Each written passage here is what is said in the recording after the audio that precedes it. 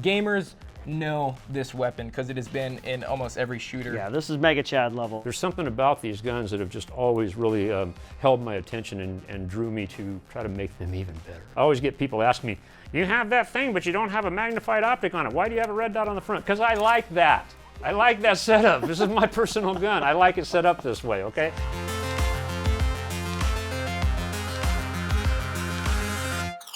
Welcome back, everybody, to another episode of Experts Try, a very special episode. It's good to be back.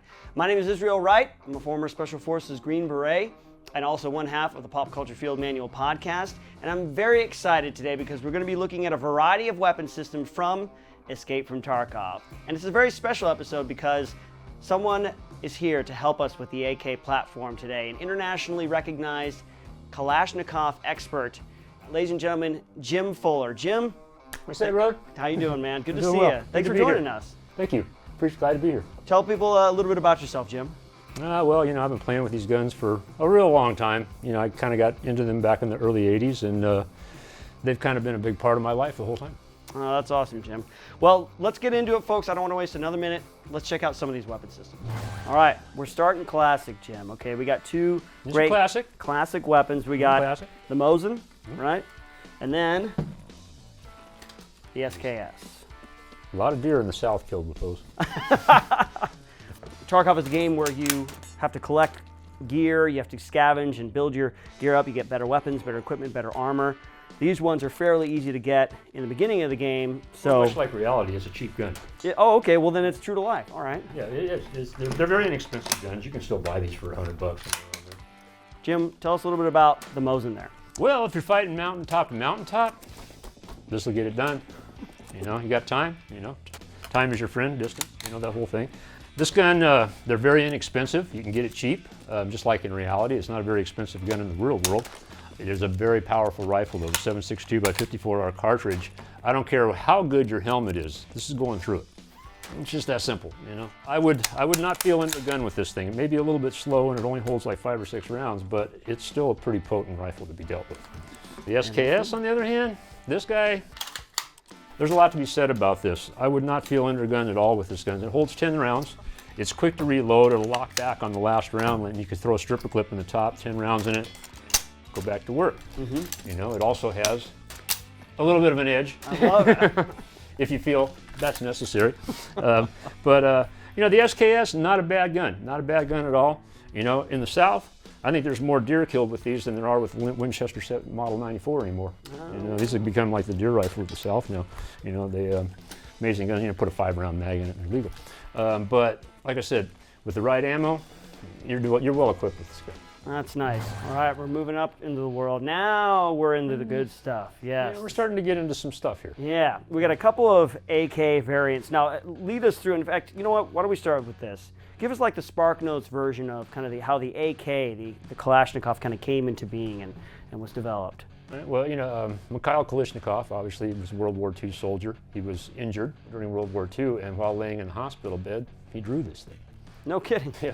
So, you know, but at the end of the war, he was put into weapons design, and by 1947, he came out with his first version of this gun. Now, the very first AK-47 was not the Type 1. There was the Type 1, Type 2, and Type 3. The Type 1 was not really a successful version. Okay. It didn't work out so well, and within a couple of years, they went to the Type 2, and which is represented here. This is a Type 2 AK here. It's a milled receiver, and it's a much heavier gun than the more modern guns. But it's very robust. This happens to be like a 1952 model here.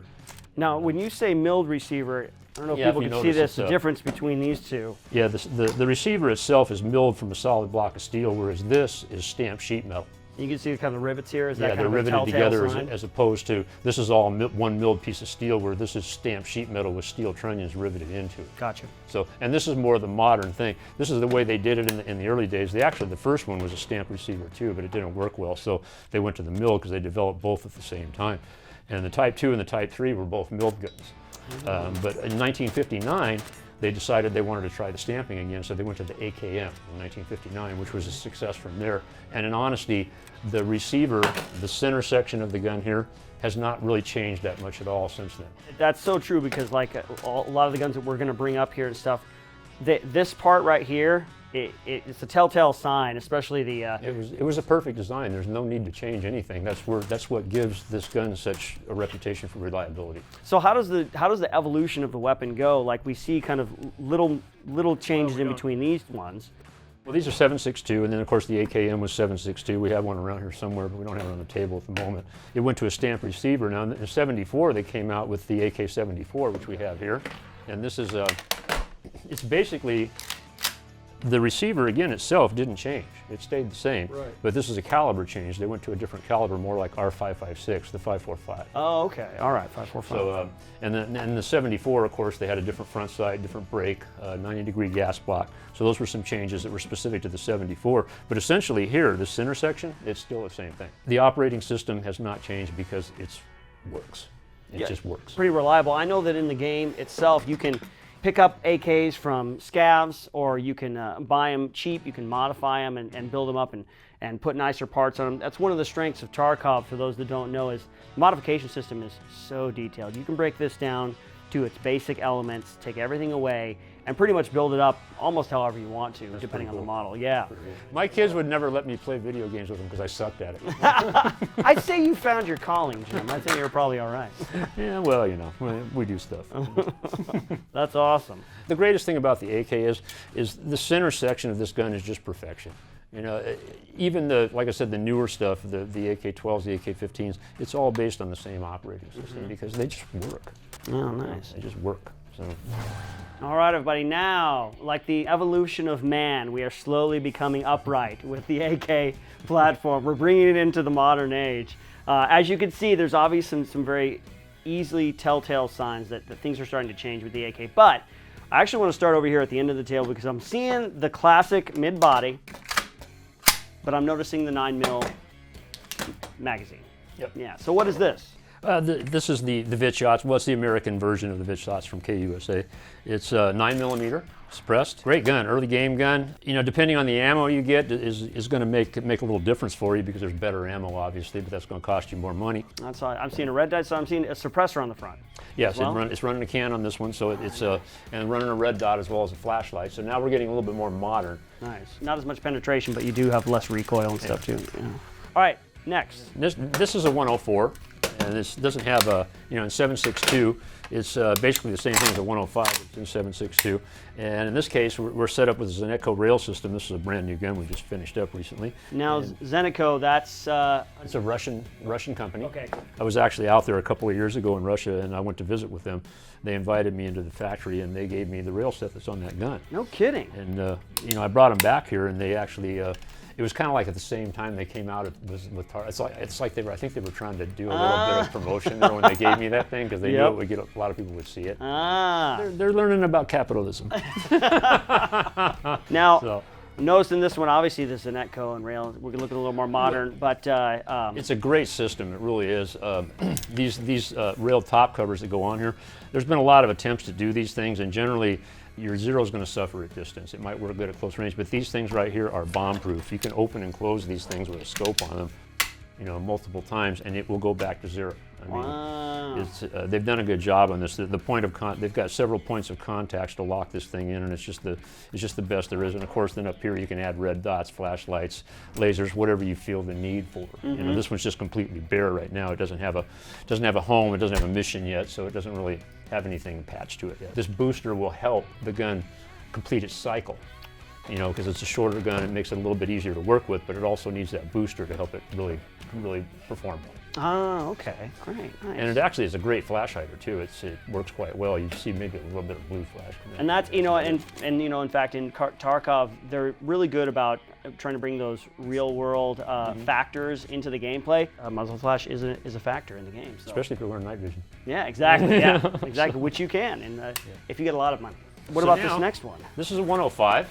And again, this one's set up. This is a rail set that I got when I was in Russia a couple of years ago. They actually gave me this, and I brought it home, put it on this gun.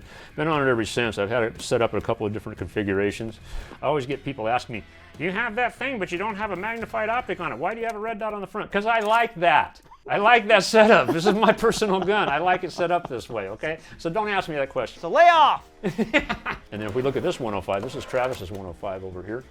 And it's been taken a little bit further, you know. He's got the laser running on this thing, high-end flashlight, this new hollow sun optic. So he's running things a little bit different setup here than, but of course, he's Travis Haley, Yeah, he does what he wants. Yeah, he's on the cutting edge of the cutting edge. Yeah, I build this stuff. He tells me what he wants, and I build this stuff up. So again, the 105, man, there's just so much you can do with it. I personally think this is probably the best iteration of the Kalashnikov ever. Wow, you that's saying something, because there have been a lot throughout the ages, There is, and the thing is that this particular size, and this has been this choice of Spetsnaz for a long, long time. When you're doing modifications, how easy is it to, take off and put on little optics or things like that, or lasers and lights? And then, when do you need to go to a shop? When do you actually need tools and stuff? At what level of breaking it down? When you've got it set up like this with one of these rail systems, it's pretty easy to change the stuff. You can carry a kit and your tool to change things around if you wanted to do that. If you're set up like one of the older guns, you're going to a gunsmith to change stuff for you. Okay.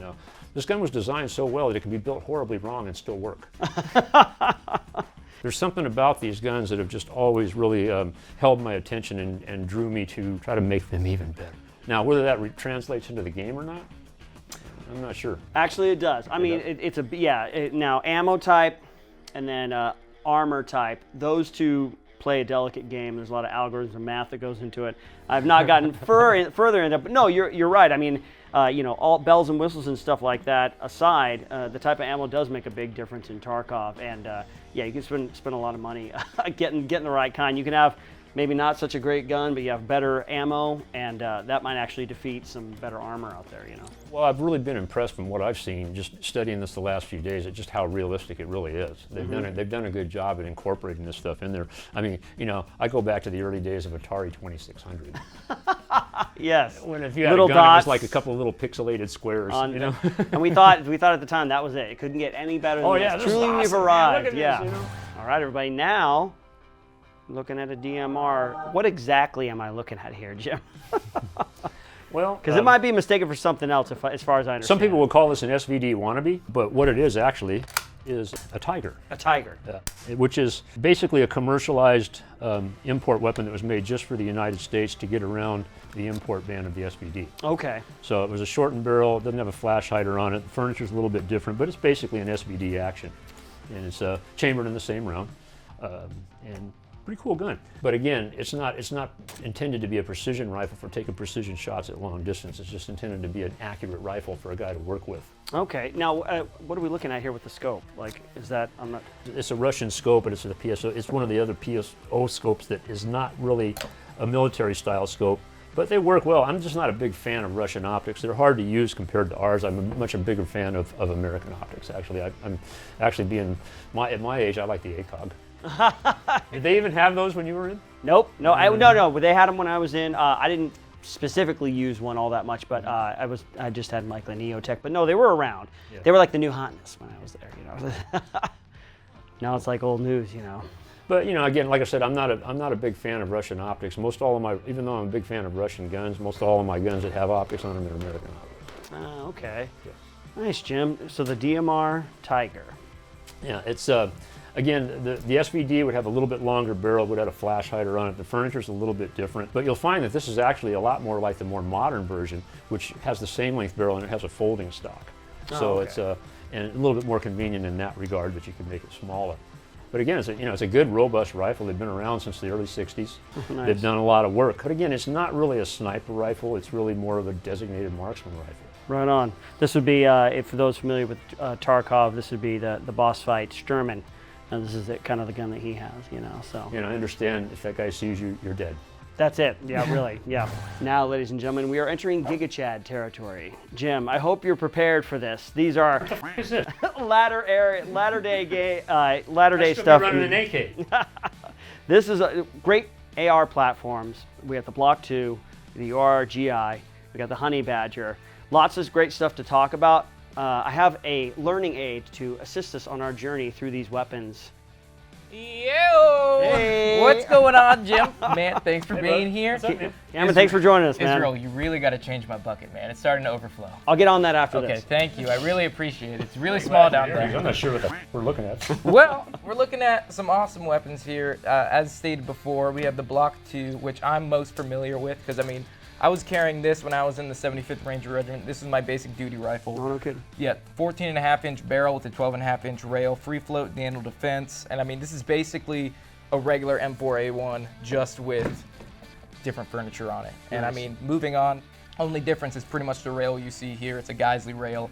It has the M-lock features on that rail, but they're pretty much the same exact weapon. You're talking about Picatinny versus M-lock, but they're both solid platforms here. It's a big what's the biggest difference between the Picatinny and the Geisley rail right here? Well, a really salty Force Recon Marine told me that I moisturize my hands too much, so the Army switched to this one versus Marine hands are much more durable, which I disagree.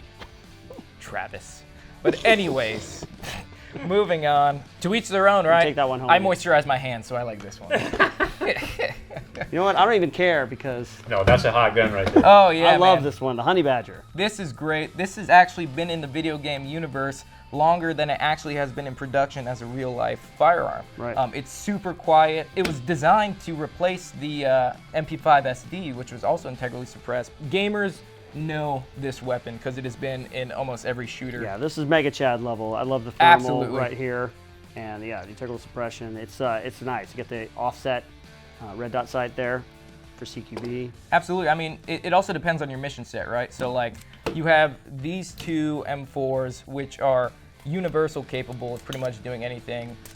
You got a guy at 800 meters. You can tick them off with this. With this, has a very specific mission set, right? But I mean, if you know what you're doing, you're able to hit targets that these weapons can hit just with a little bit more education, knowing your data and knowing your dope. But I mean, the same capabilities, just different mission set, right? So this one has a specific task, and these ones are more universally known. But it's got a big old thermal on it, and in Tarkov, thermals are they're pretty helpful, aren't they? Oh yeah, no, it's definitely something that's very helpful in the game. That's all I have to say about it.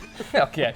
Well, at least for thermals, I know in real life, and I'm pretty sure in Tarkov, seeing through windows in thermal is something that you actually can't do just because you're looking for heat signatures. In real life, you can see footsteps of people under thermal because that heat exhaustion is coming off the body in a very open terrain or, cold weather, which will, make those dudes light up like crazy. Thermal's gonna be the way to go. But man, I gotta get back to my bucket. Remember to change that man, I'm serious. I don't mean to neglect you, Cam. I appreciate you sorry. coming by. Goodbye, world! You did. Jim, it's been an amazing journey, man. I'm so glad that you came by and shared your knowledge with us.